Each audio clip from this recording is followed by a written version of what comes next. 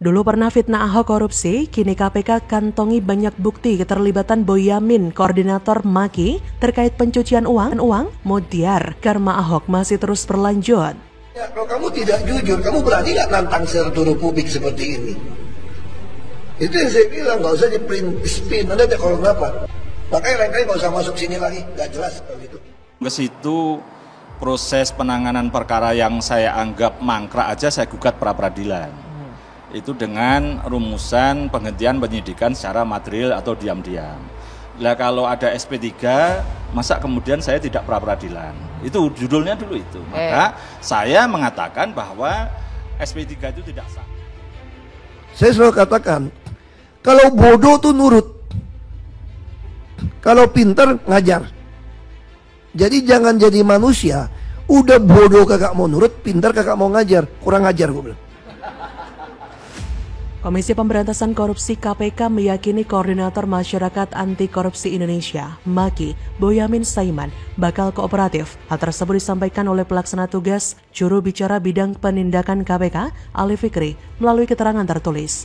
Boyamin Saiman diperiksa sebagai saksi untuk dugaan pencucian uang Bupati Nonaktif Banjarnegara, Budi Sarwono, Selasa 17 Mei.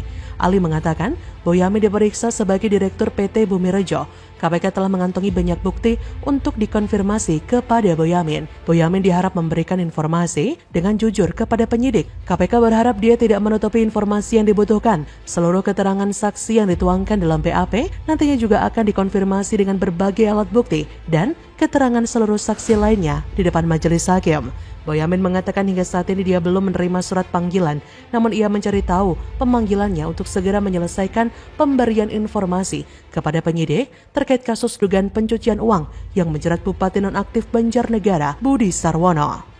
Ya, begitulah efek atau hasil dari orang yang selalu menyuarakan fitnah kepada orang yang tak ia sukai. Contohnya Ahok. Boyamin Saiman pernah mengungkapkan terdakwa kasus korupsi pengadaan lahan tanah di Muncul, yaitu pemilik PT Adonara Propertindo, Rudi Hartono Iskandar, juga merupakan sosok pelaku korupsi tanah di era pemimpinan Gubernur DKI Jakarta Basuki Cahayapurnama alias Ahok. Hal itu diungkapkan oleh Boyamin saat mengungkapkan keterkaitan dan keterlibatan Rudi Hartono Iskandar dengan Ahok dalam pusaran kasus tanah di Cengkareng, Jakarta Barat. Tapi sekarang kita bisa lihat sendiri ya, dia sendiri yang malah keciduk dalam kasus pencucian uang. Jadi saya anggap mereka ini hanyalah cari sensasi murahan atau mungkin ada niat politis di balik ini semua. Karena Ahok masih akan terus berlaku sampai orang yang telah merendahkannya belum habis. Satu persatu mereka yang dahulu turut andil mengantarkan Ahok ke penjara pasti akan kena batunya. Tentu Boyamin sangat pantas menerima hukuman itu. Dan tentu kita masih ingat bagaimana politikus PAN Zumi Zola pada aksi 212 tahun 2016 lalu, lewat orasinya ia memprovokasi massa untuk memusuhi Ahok, untuk memerangi Ahok, dan dengan begitu berapi-apinya menyuarakan agar Ahok yang ia cap sebagai penoda agama itu segera dikirim ke penjara. Tapi pada akhirnya ia divonis 6 tahun penjara oleh Majelis Hakim Pengadilan Tipikor Jakarta.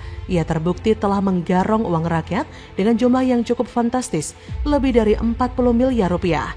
Begitu pula dengan Amin Santono, Mei 2018 lalu. Politikus Partai Demokrat itu tertangkap basah oleh KPK sedang melakukan aksi tipu-tipu. Ia terlibat dalam sebuah transaksi gelap untuk memuluskan berbagai proyek senilai 25 miliar di Kabupaten Sumedang. Dan atas kasus tidak beradab itu, ia telah divonis selama 2 tahun penjara. Itu cuma sebagian dari sekian banyak karma Ahok yang sudah memakan korban. Tak ada orang sakti di dunia ini. Karena itulah, hati-hati dengan perkataan kita. Jangan kita merasa sebagai orang sakti atau orang yang mempunyai legasi yang besar. Jangan pula kita zalim kepada orang lain hanya karena kita kepala di suatu lembaga dan menganggap diri kita adalah manusia yang paling benar. Karena itu nyata, dia tidak memandang agama, status sosial, kepala preman, atau bukan. Kematian itu adalah keniscayaan. Semua orang akan mendapat balasan sesuai kapasitasnya sebagai seorang hamba. Kuat hari ini, Ahok difitnah tak akan pernah tumbang karena rakyat waras tahu. Karena rakyat waras tahu, Ahok adalah pelindung uang rakyat yang tak akan pernah mau makan uang rakyat barang 1 rupiah pun. Bagaimana menurut Anda?